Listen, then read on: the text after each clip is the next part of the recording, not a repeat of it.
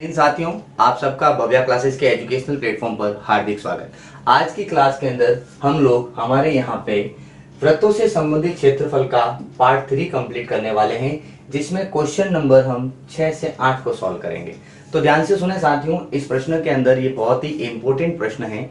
ये इस चैप्टर के सबसे इंपॉर्टेंट प्रश्न है, तो आप इसको पूरा देखें, वीडियो के अंत तक बने रहें ताकि आपको पता चले कि इसमें हमने क्या क्या प्रॉब्लम्स हो सकती हैं और कौन कौन सी सॉल्यूशन के समय में सावधानियां रखनी है। तो आप हमारे वीडियोस को अंत तक देखें और अपने दोस्तों के साथ इसको शेयर कीजिए। तो बढ़ते हैं हम हमारे प्रश्न नंबर 6 की तरफ। देखें प्रश्न नंबर 6 में क्या कहा गया है।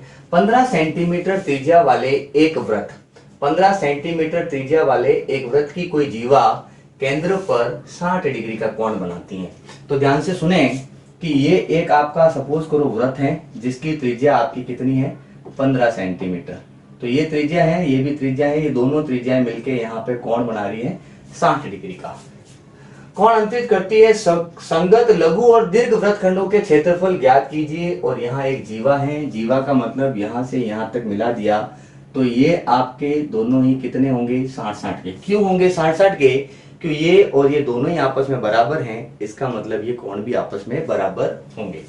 तो ध्यान से सुने साथियों, अगर ये केंद्र बिंदु O है और ये A है और ये B है, तो हम लोगों से इसने पहले पूछा है प्रश्न के अनुसार कि संगत लघु, पहले क्या पूछा, संगत लघु, और फिर पूछा दीर्घ वृत्तखंड। तो यानी एक ही प्रश्न के अंदर आपको दो प्रश्न पूछे गए हैं। तो पहले हम प्रश्न सॉल्व करेंगे संगत लघु, ये आपका यहाँ इसमें पहला प्रश्न बन जाता है। फिर जब दीर्घ पूछा गया है वो आपका दूसरा प्रश्न बन जाता है। तो पहले हम संगत लघु वृत्तखंड ज्ञात करेंगे। इसमें आपको प्रश्नों में एक सावधानी दी गई है कि पाई का मान आपको 3.14 और √3 का मान आपको 1.73 आपका प्रयोग करना है। तब ध्यान से सुने, आपको r का मान दिया है 15 सेंटीमीटर और थीटा का मान दिया है आपको 60 डिग्री, राइट। तो अब हमें क्या करना है, संगत लघु वृत्तखंड क्या ज्ञात करना हमें, संगत लघु वृत्तखंड का क्षेत्रफल। तो ध्यान से सुने साथियों, ये संगत लघु वृत्तखंड का क्षेत्रफल कहां पे दे रखा है, ये यहां वाला जो नीचे दे रखा है, ये आपका संगत लघु वृत्तखंड है। तो आप सभी समझदार हैं, ये कैसे होगा, पहले हम त्रिज्य खंड का क्षेत्रफल निकालेंगे, फिर उसके बाद इसमें से त्रिभुज OAB का क्षेत्रफल जब हम माइनस करेंगे तो हमारे पास संगत लघु वृत्तखंड का क्षेत्रफल आ जाएगा। तो ध्यान से सुनते हैं, तो पहले लिखा जाएगा त्रिज्य खंड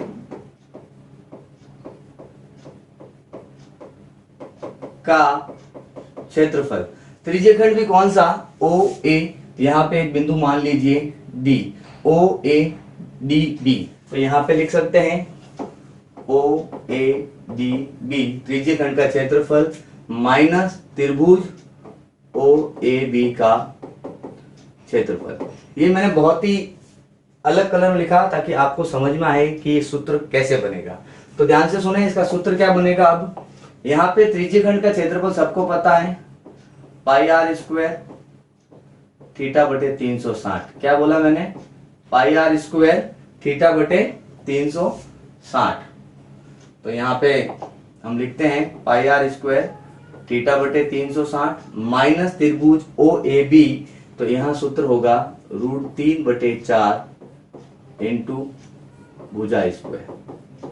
क्यों, क्योंकि ये आपका त्रिभुज एक समबाहु त्रिभुज है जिसके तीनों कोण 60 डिग्री। तो साथियों, पाई का मान हमें प्रश्न में पहले ही दे रखा है, 3.14 रखना है, इंटू 3.14 इंटू r का मान आपको दे रखा है 15 सेंटीमीटर, थीटा का मान 60/360। यहां मैंने 15 दो बार लिखा क्योंकि r² है, यानी कि r का मान 2 बार रखना है, माइनस √3/4 इंटू भुजा स्क्वायर यानी 15 इंटू 15। तो देखें साथियों, यहाँ पे जब आप देखते हैं कि माइनस के इधर और इधर दोनों तरफ आपके 15 क्या है, डबल है, यानी कॉमन है, तो ऐसे लिख सकते हैं। अब ये बच गया 3.14 इंटू 3.14 इंटू 60/360 माइनस उधर बच गया आपके पास √3/4। 15 को 15 से गुणा किया 225। यहाँ पे देखें पॉइंट जब हटेगा 314 गुणा 60, पॉइंट हटते ही नीचे लग गया 100 और यहाँ हो गया 360। 0 से 0, 6 एकम 6, 6 छंग 36 और √3 का मान हमें प्रश्न में दे रखा है 1.73 अपॉन में 4। राइट, तो ध्यान से सुने साथियों, ये आप फिर से काट सकते हैं, 2 तिया 6 और ये कट जाएगा 2 एकम 2, 1 बच गया, 2 पंजे 10, फिर 1 बच गया, 2 साते 14। तो जब हम इसको काटते हैं तो बाहर तो बचा हमारे पास 225, फिर अंदर है 157, बटे में क्या है 100 × 3 यानी कि 300, फिर माइनस आपके पास 1.73 था, मैंने पॉइंट के बाद 2 संख्या थी तो हटा दिया, तो नीचे भी 2 जीरो लगा सकते हैं। पॉइंट हटाया ताकि आपको कैलकुलेशन में आसानी हो। तो यहाँ पे देखते हैं 225, दोनों का एलसीएम कितना आएगा, 3 चौक 12 यानी 1200। 3 का भाग इसमें दिया 4 बार, 4 सात 28 का 8 हासिल 2, 4 पंजे 20, 20 और 2 हो गए 22, फिर हासिल के 2, 4 एकम 4, 4 और 2 6। ध्यान से सुने, मैंने क्या किया, 300 का भाग दिया 1200 में, 4 बार गया, फिर 4 को 157 से मल्टीप्लाई किया, 4 सात 28 का 8 हासिल 2, 4 पंजे 20 और 2 22, फिर हासिल 2, 4 एकम 4, 4 और 2 6। अब 400 का भाग जब 1200 में देते हैं तो 3 बार जाता है, तो 3 तिया 9, तीनों साथ 21 का 1 हासिल 2, 3 एकम 3, 3 और 2 हो जाते हैं 5। 225 बटे में आपके पास 1200। अब ध्यान से सुने साथियों, 18 में से 9 गया 9, 1 में से 1 गया 0, 6 में से 5 गया 1। क्लियर है। अब यहाँ पे देखें, हम जानते हैं ये 15 का स्क्वायर है, तो 15 का पहाड़ा 15 बार बोलेंगे तो 225 कट जाएगा, और 15 के पहाड़े में 8 बार में आपके 120 आते हैं। तो ये हमने यहाँ पे सॉल्व किया। अब देखें 15 × 109, ऊपर से ऊपर गुणा, बटे में क्या है 80, बटे में क्या बच गया हमारे पास 80। तो फिर से काट देते हैं, 5 दिया 15, यहाँ कट गया 5 एकम 5, फिर पीछे बच गया 3, तो हो गए 5 छंग 30, 5 एकम 5, 3 बच गए तो हो गए 30, 5 छंग 30। यहाँ हुआ हमारे पास क्या 3 × 109, तो ये हुआ 3 × 109 बटे में 16। 3 का गुणा करें, 3 नम 27 के साथ हासिल 2, ये 0 है तो 2 यहाँ आ जाएगा, 3 एकम 3 बटे में क्या 16। जब आप इसके अंदर भाग देंगे तो आप चाहे तो डायरेक्ट भी दे सकते हैं और नहीं तो ऐसे रफ में जाके सॉल्व भी कर सकते हैं। कैसे, यहाँ दे रखा है 32 7, तो देखें जब 16 का भाग देते हैं तो पहले भाग गया 2 बार, 16 दूनी 32, कुछ नहीं बचा यानी भाग गया 2 बार, हम यहाँ साथ साथ में लिखते जाते हैं। फिर नीचे उतारा 7, अब जब 7 उतारा कुछ भी नहीं हुआ तो यहाँ एक पॉइंट लगा के 0 लगा दीजिए।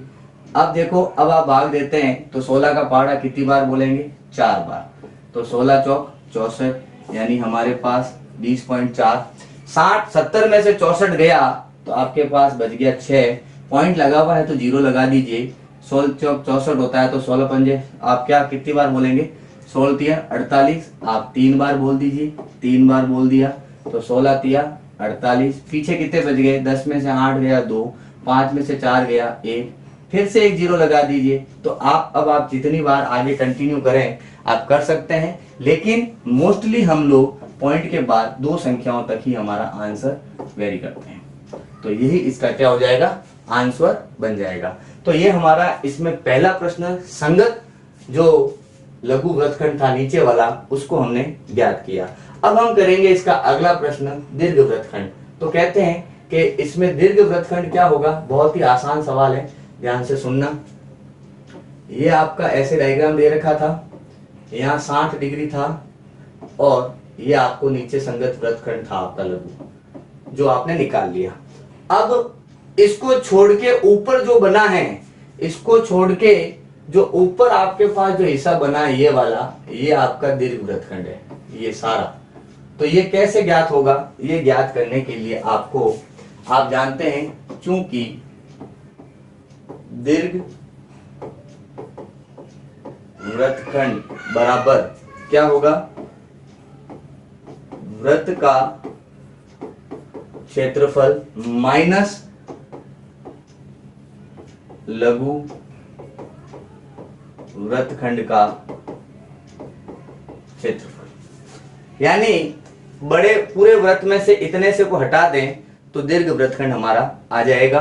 तो ध्यान से सुने, वृत्त का क्षेत्रफल क्या होता है, पाई आर स्क्वायर, और लघु वृत्तखंड का क्षेत्रफल अभी हमने निकाला है, कितना है हमारा 20.43। तो हम यहाँ पे इसी को यूज लेंगे, तो यहाँ पे हमारे पास कितना आ जाएगा 20.43। अब सभी को पता है पाई का मान हमें कितना लेना है 3.14, तो यहाँ पे अब वैल्यू रखते हैं, पाई की वैल्यू 3.14 इंटू आर की वैल्यू कितनी है 15। आपका त्रिज्या 15 दे रखा है, तो 15 इंटू 15 माइनस 20.43। अब जब हम पॉइंट हटाएंगे तो बटे में आ जाएगा 100, इंटू में 15 इंटू 15 हो गए 225 माइनस 20.43। अब हम चाहे तो इनका गुणा करके डायरेक्ट दो संख्या के बाद पॉइंट लगाएं, तो देखें 225 का गुणा 314 से, चारों पंजे 20 का 0 हासिल 2, 4 दूनी 8 और 2 10 हासिल 1, 4 दूनी 8 और 1 9, फिर कट जाएगा 1 है तो यहाँ पे वापस वही संख्या आ जाएगी, तीनों पंजे 15 का 5 हासिल 1, 3 दूनी 6 और 1 7, फिर 3 दूनी 6, यहाँ पे 0 5 9 और 2 11, 11 और 5 16 हासिल 1, 7 और 3 10 का 0 हासिल 1, यहाँ पे हमारे पास आया कितना ये। तो देखें 70,650 बटे में क्या है हमारे पास 100। अब जब 70,650 बटे में 100 है, माइनस है 20.43, 0 से 0 काट दीजिए तो ये हो जाएगा 70 पॉइंट, पॉइंट के बाद एक संख्या है तो ये आ जाएगा, पॉइंट कहाँ लगेगा हमारा यहाँ, और पीछे क्या है 5 माइनस 20.43। इसमें से इसको घटाना है तो भी आप रफ में आराम से घटा सकते हैं। घटाने के लिए क्या करना है आपको, पहले बड़ी वाली संख्या लिखनी है, तो बड़ी वाली संख्या है आपके पास 70,6.5 और ये है 20.43। यहाँ कोई नहीं, मतलब 0 लगा लें, तो 10 में से 3 गया 7, 4 में से 4 गया 0, 6 में से 0 गया 6, उधार दे दीजिए, 10 में से 2 गया 8 और ये हो गया 6। तो आपके पास यहाँ आंसर बनता है 686.07 सेंटीमीटर स्क्वायर, जो कि आपका दीर्घ वृत्तखंड का क्षेत्रफल होगा। ये हमारे अगले प्रश्न में छठा प्रश्न कंप्लीट हुआ। देखते हैं सातवां प्रश्न। त्रिज्या 12 सेंटीमीटर वाले एक वृत्त की कोई जीवा, आपको देखो त्रिज्या कितनी दे रखी है यहाँ पे 12 सेंटीमीटर, आपको त्रिज्या क्या दे रखी है यहाँ पे 12 सेंटीमीटर। तो ध्यान से सुने, जब अपने को त्रिज्या दे रखी है तो हमारे को सिर्फ इतना ही करना है कि त्रिज्या आपको जब मिल जाए तो आप वृत्त बना सकते हैं। और केंद्र पर जीवा कितने डिग्री का कोण बना रही है 120 डिग्री का। तो संगत वृत्तखंड का क्षेत्रफल, बहुत ही आसान सवाल है, बस थोड़ा सा आपको एक्स्ट्रा काम करना है। क्या, मान लेते हैं कि आपके पास एक आपको सर्कल दे रखा है, क्या दे रखा है, ये एक आपके पास सर्कल है। अब इस सर्कल के अंदर इन्होंने क्या बोला है कि त्रिज्या कितनी है आपकी 12 सेंटीमीटर। तो यहाँ से यहाँ तक की त्रिज्या आपको कितनी दे रखी है 12 सेंटीमीटर दे रखी है, ठीक है। ये इसका केंद्र पॉइंट O, तो ये इसके बिंदु बन जाएंगे A और B। फिर बोला कि यहाँ पे जो कोण है वो आपका कितना है 120। मैं इसको एक बार बाहर लिखता हूँ ताकि आप इसको समझ पाएंगे कि ये कोण आपके पास कितना है, अंदर वाला कोण 120 का। उन्होंने बोला जीवा, तो ये बना ली जीवा। तब ये बोल रहे हैं कि संगत वृत्तखंड का क्षेत्रफल, तो संगत वृत्तखंड कौन सा होगा, संगत वृत्तखंड हमेशा नीचे का हिस्सा ही कहलाता है, ये वाला, ये आपका क्या है संगत वृत्तखंड का क्षेत्रफल। तो ध्यान से सुने, यहाँ 120 डिग्री दिया है, इसका मतलब ये कंफर्म नहीं है कि ये दिया गया त्रिभुज आपका समबाहु त्रिभुज है। तो ध्यान से सुने साथियों, जब हम क्या करते हैं यहाँ O से AB पे एक लंब गिराते हैं, O से AB पे मैंने क्या करा, यहाँ पे एक लंब गिराया, ओ से ए बी पे मैंने एक लंब गिराया, और यहाँ पे जो नाम था ए बी, तो यहाँ पे बीच में एक नाम और डाल दिया मैंने, जिसका नाम रखा मैंने डी, यानी ओ डी एक लंब है जिसकी वैल्यू हमें पता नहीं है, तो मैं एच मान लेता हूँ। ए से डी तक की दूरी भी पता नहीं है और बी से डी की दूरी भी हमें पता नहीं है।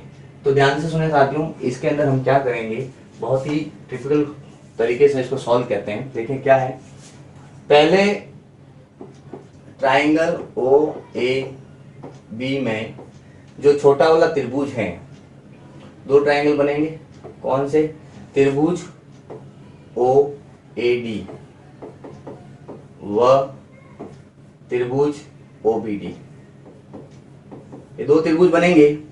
तो अब इन दोनों त्रिभुज के अंदर से हम पहले त्रिभुज लेते हैं, कौन सा, त्रिभुज ओ ए डी में हम क्या लेंगे, पहले लेंगे ओ डी बटा ओ ए। हमने क्या लिया, ओ डी बटा ओ ए। अब ये समझने के लिए कि इसमें मैं क्या वैल्यू रख रहा हूं, इसके लिए आपको त्रिकोणमिति आनी चाहिए, तो मैं आपको बाद में त्रिकोणमिति जब कराऊंगा तो समझाऊंगा। बट अभी आप एक बार छोटा सा ओवरव्यू देखें। एक फॉर्मूला है इसमें, लाल बटा कक्का। यहां पे जब थीटा है, ये थीटा है, तो थीटा के सामने ये आपके पास क्या हो गया, लंब हो गया, ये आपका कर्ण है और ये आपका क्या हो गया, आधार। तो ओ डी आपका क्या है, आधार है, ओ डी आपका क्या है, आधार है, और ओ ए आपका क्या है, कर्ण है। यानी आप समझ गए, आधार बटे आपको कर्ण दिया गया है। ओ डी का मान आपको ज्ञात नहीं है, लेकिन ओ ए का मान आपको ज्ञात है 12, ठीक है। ओ ए का मान आपको ज्ञात है 12, तो ये आपके पास क्या आया, ये। तो ध्यान से सुने साथियों, ये हमें दे रखा है, और हम ये भी जानते हैं कि आधार बटे कर्ण आपका क्या होता है, आधार बटे कर्ण आप जब इसको सॉल्व करेंगे तो यहाँ इस सारणी के अकॉर्डिंग ये पहला वाला होता है साइन थीटा, दूसरा होता है कॉस थीटा, तीसरा होता है हमारे पास टेन थीटा, तो ये बराबर हो जाएगा कॉस। अब थीटा की वैल्यू कितनी है, जब आप जानते हैं कि 120 था, बीच में लंब गिराया, तो ये दोनों ही कितने कितने के हो गए, 60 के। तो यहाँ पे लिखा जाएगा कॉस 60 डिग्री। तो साथियों, आप लोगों के पास आया ओ डी बटा 12 बराबर कॉस 60। कॉस 60 का मान जो है वो होता है 1/2। तो ओ डी का मान 1/2 इंटू 12, जब 2 से इसको काट दोगे 6, तो ओ डी का मान आया आपके पास कितना, 6। ये हुई हमारी ओ डी की वैल्यू। फिर इसी प्रकार से हम लोग नीचे वाला लिखेंगे, जिसमें हम लिखेंगे ए डी बटा ओ ए, ए डी बटा ओ ए। तो ए डी हमारा आप सबको पता है क्या है, लंब है, और ओ ए हमारा क्या है, कर्ण है। तो लंब बटे कर्ण होता है साइन थीटा। तो यहाँ पे ध्यान से सुने, ए डी का वैल्यू तो हमें पता नहीं है, लेकिन ओ ए की वैल्यू 12 है, और साइन थीटा यहाँ पे कितना है, 60 डिग्री। तो साथियों, जब आपको सब पता है तो आप लोग देखें कि ए डी बटे 12 बराबर साइन 60 का मान होता है √3/2। तो ए डी का मान आएगा √3/2 इंटू 12, जब इसको काट देंगे तो होगा 6। तो ए डी बराबर 6√3। ये हुआ आपके पास ए डी का मान। तो इस प्रकार से आपने ए डी का मान ज्ञात किया। अब देखें, जब हमारे पास ए डी का मान आया तो आप जानते हैं कि ए बी बराबर क्या होगा, A D plus B D. चूंकि ए डी बराबर है किसके, बी डी के, इसलिए ए बी हो सकता है 2AD। तो ए बी का मान हो गया 2 इंटू ए डी का मान 6√3, यानी ए बी का मान 2 × 12√3।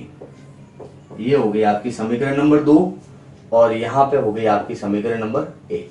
हमने पहले क्या किया, ओडी की वैल्यू फाइंड की, फिर हमने ए बी की वैल्यू फाइंड की, क्योंकि त्रिभुज का क्षेत्रफल होता है 1/2 आधार इंटू ऊंचाई।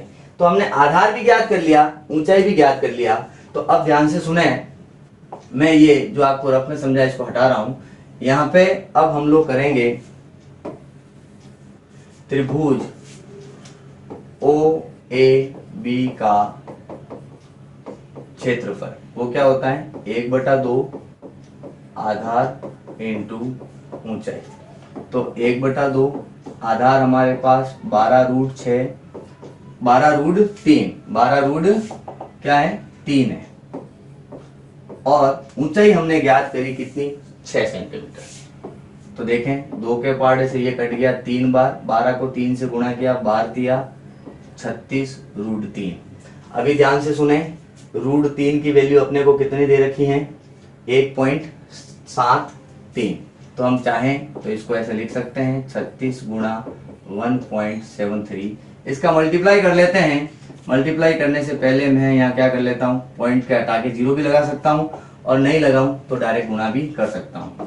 तो 1.73 का गुणा हमने किया 36 से, तो 6 × 18 का 8 हासिल 1, 6 7 42 और 1 43, फिर से हासिल के 4, 6 कम 6, 6 और 4 हो गए 10, 3 3 9, तीनों साथ 21 का 1 हासिल 2, 3 एकम 3, 3 और 2 हो गए 5, ये हुए 8, 9 3 12 का 2 हासिल 1, 1 और 1 2, 5 और 1 6।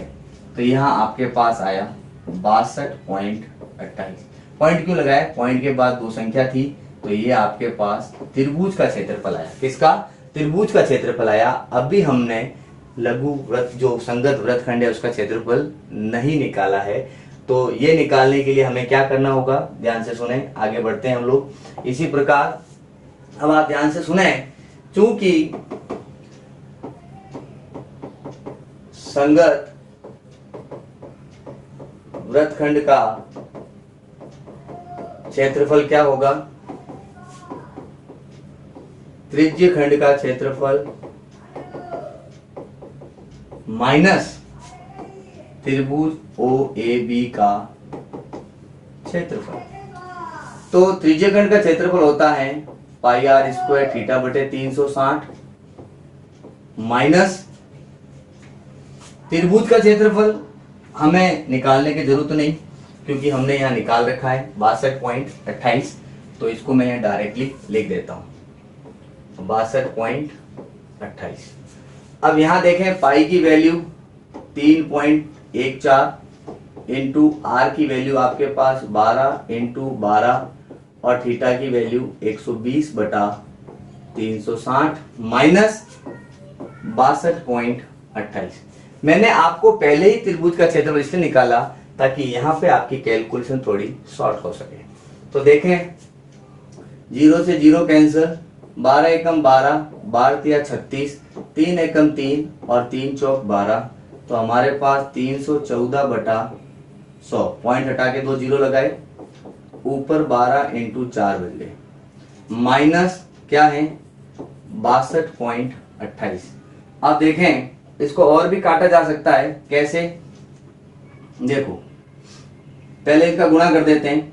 12 चौक 48 के, 12 को इससे गुणा कर रहा हूं, 12 चौक 48 के 8 हासिल के 4, 12 एकम 12, 12 और 4 16 का 6 हासिल 1, 12 तिया 36, 36 और 1 37, इंटू में 4 बटे में 100। अगर नहीं समझ में आए तो दिन से सुने। 12 चौक 48 के 8 हासिल के 4, 12 एकम 12, 12 और 4 16 का 6 हासिल 1, 12 तिया 36 और 1 37 और गुणे में 4 हमारे पास वैसे ही है, और 62.28। अब देखें चारों आटे 32 का 2 हासिल 3, 4 छंग 24, 24 और 3 27 के 7 हासिल 2, चारों साथ 28, 28 और 2 हो गए आपके पास 30 हासिल 3, 4 तिया 12, 12 और 3 हो गए 15, बटे में क्या है हमारे पास 100 माइनस 62.28, यानी ये हो गया 150.72। 100 हटा दिया तो ये हुआ 62.28। अब इसको घटाना है, रफ में चले जाएगी, 150.72 यहाँ हो जाएगा 62.28। उधार दे दीजिए, 12 में से 8 गया 4, 6 में से 2 गया 4, 10 में से 2 गया 8, यहाँ उधार दिया 14 में से 6 गया तो भी 8। तो आपके पास कितना आया 88.44 सेंटीमीटर स्क्वायर। यही आपका इसका क्या होगा आंसर।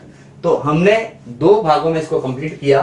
ध्यान से सुनना, इसको बहुत अच्छे से देखना। पहले हमने पिछले पेज पे पहले हमारा यहाँ पे त्रिभुज के अकॉर्डिंग ऊंचाई और आधार ज्ञात किया, फिर हमने उससे त्रिभुज का क्षेत्रफल ज्ञात किया, फिर हमने एक सूत्र बनाया क्या कि संगत वृत्तखंड का क्षेत्रफल कैसे आएगा, त्रिज्य खंड का क्षेत्रफल माइनस त्रिभुज का क्षेत्रफल, जो हमने पहले निकाला उसको रखा और इस वैल्यू के तहत हमने हमारा आंसर निकाला।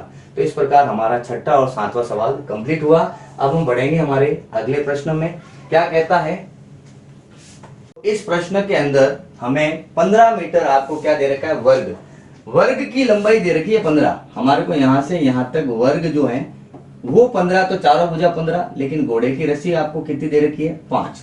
तो यानी कि आपको त्रिज्या तो 5 मीटर ही है और थीटा चूंकि वर्गाकार मैदान है इसका मतलब 90 डिग्री होगा। तो ध्यान से सुने, जहां घोड़ा घास चरेगा उसका क्षेत्रफल क्या होगा पाई आर स्क्वायर थीटा बटे 360। तो पाई का मान 22/7, त्रिज्या का मान 5 × 5 और थीटा का मान 90/360। 0 से 0 काट दीजिए, फिर 9 एकम 9, 9 चौक 36, 22 × 5 × 5 करेंगे, 22 × 5 × 5 और एक तो कोई मतलब नहीं, यहाँ 7 × क्या हो गया 4, 2 एकम 2, 2 दूनी 4, ये कट गया 11 बार। तो आपके पास क्या आया 11 × 5 25 बटे में 7 दूनी 14, 25 एकम 25 का 5 हासिल 2, 25 एकम 25, 25 और 2 27 बटे में 14। यही आपका क्या हुआ पहले का आंसर। आप चाहें तो इसको पॉइंटों में भी निकाल सकते हैं। अब कैसे निकालते हैं ध्यान से सुने। तो यहाँ हम भाग देते हैं 275 के अंदर 14 का, तो भाग दिया एक बार गया, 7 में से 4 गया 3, यहाँ बचा 1, यहाँ उतारा 5।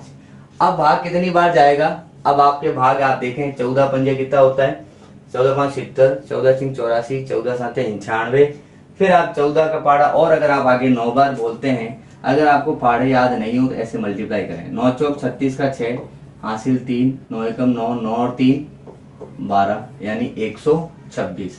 तो आप जब 9 बार बोलेंगे तो यहाँ कितना आएगा 126।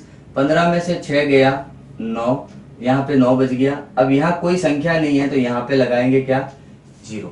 फिर से आप 14 का पाड़ा बोलेंगे तो आपको पता है 14 6 84 होता है, तो यहाँ पे 6 बार बोलेंगे और यहाँ आ जाएगा 84। फिर आपके पास कितने बच गए 6, पॉइंट लगा हुआ है 0, तो 14 चौक 56। तो आपके पास फिर से कितने बच गए 4, और ऐसे तो आगे आता ही रहेगा। तो हम यहाँ पे लिख सकते हैं 19.64 सेंटीमीटर स्क्वायर इस क्षेत्र के अंदर घोड़ा घास चर सकता है जब उसकी रस्सी की लंबाई कितनी हो 5 मीटर। ठीक है, तो ये हमारा पहला प्रश्न हुआ। उस मैदान का क्षेत्रफल ज्ञात करो जहां पे घोड़ा घास चर सकता है। देखते हैं इसका अगला प्रश्न क्या कहता है। चरे जा सकने वाले क्षेत्रफल में वृद्धि, क्षेत्रफल में कितनी वृद्धि होगी यदि घोड़े को 5 मीटर की जगह पे कितनी बड़ी रस्सी दे दी जाए, 10 मीटर लंबी रस्सी से बांध दिया जाए। तो ध्यान से सुने साथियों, यहाँ पे आपको पहले वाले सवाल में पाई का मान नहीं दिया था, लेकिन यहाँ जब इसका सेकंड क्वेश्चन है तो यहाँ पे बोला गया है पाई का मान आपको 3.144 लेना है। तो ध्यान से सुने, इसमें आपके पास रेडियस जो है त्रिज्या पहले 5 मीटर थी, उसको बढ़ा के कितना कर दिया 10, लेकिन आप जानते हैं थीटा का मान चेंज नहीं हुआ क्योंकि मैदान अभी भी वही वर्गाकार है, मैदान अभी भी वही वर्गाकार है। तो यहाँ पे क्षेत्रफल क्या होगा, क्षेत्रफल ज्ञात करते हैं तो वो होगा पाई आर स्क्वायर थीटा बटे 360। तो ध्यान से सुने, पाई का मान हमें प्रश्न में दिया है 3.14 इंटू में 10 इंटू 10 इंटू 90/360। तो ध्यान से सुने, पॉइंट हटाते ही यहाँ लग जाएगा 0 2 बार, तो ये 2 0 से ये 2 0 कैंसिल हो गए। तो आपके पास क्या बचा 314 इंटू 90 एकम 90, 90 चौक ये हो गए। तो इंटू में आपके पास कुछ बचा 1 बच गया और नीचे क्या बच गए 4। तब इसका भाग देंगे 314 में 4 का, तो आप रफ में जाके भाग दे सकते हैं और डायरेक्ट भी दे सकते हैं। तो चारों साथ है 28, पीछे बच गए 3, नीचे उतारा 4, फिर से चारों 8 है 32, पीछे बच गए 2, फिर पॉइंट लगाया 0, चारों पंजे 20, खत्म। तो यहाँ पे ये हमारे पास क्या आया 78.5 सेंटीमीटर स्क्वायर। कब? जब उसकी रस्सी की लंबाई को बड़ा किया गया। पर हमसे ये नहीं पूछा कि 10 सेंटीमीटर करने के बाद वो क्या कितना घास चढ़ेगा। हमसे तो ये पूछा गया है चरे जा सकने वाले क्षेत्रफल में वृद्धि। तो वृद्धि कितनी हुई? अभी वो घास चल रहा है 78.5 सेंटीमीटर स्क्वायर और पहले वो घास चल रहा था कितनी 19.64। तो इसमें से इसको घटा देते हैं, माइनस 19.64 सेंटीमीटर स्क्वायर घटा दीजिए, कोई बड़ी बात नहीं। देखें यहाँ पे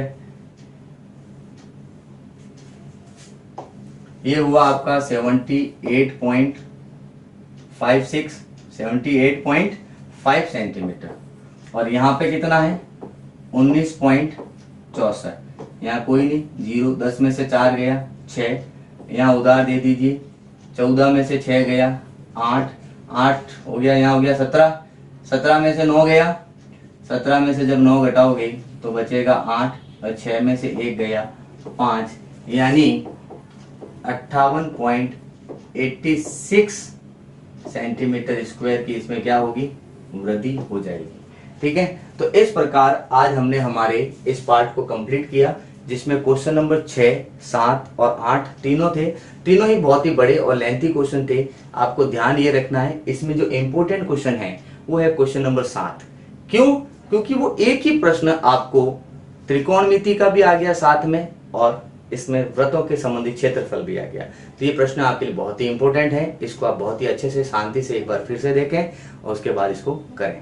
बहुत जल्द मिलेंगे आपसे हम अगले वीडियो में, अगली क्लास, अगले नए प्रश्नों के साथ। तब तक आप सबसे जय हिंद, जय भारत।